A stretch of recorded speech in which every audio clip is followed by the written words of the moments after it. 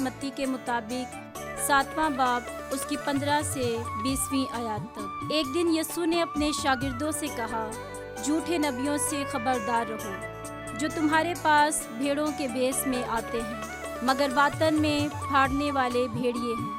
تم انہیں ان کے پھلوں سے پہچان لو گے۔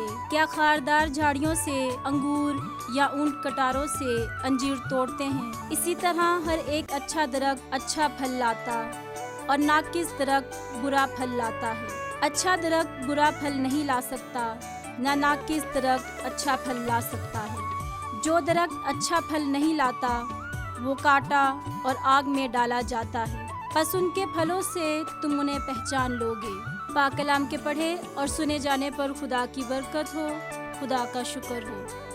عزیز دوستو، آج کل بہت سے لوگ ایمان رکھنے کا دعویٰ کرتے ہیں، لیکن یسوع مسیح نے کہا کہ کم ہی لوگ حقیقی ایمان رکھتے ہیں۔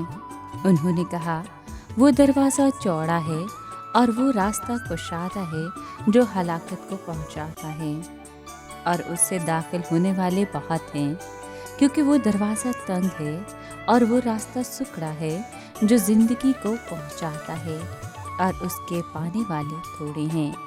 لیکن حقیقی ایمان رکھنے والے لوگوں کی پہچان کیا ہے؟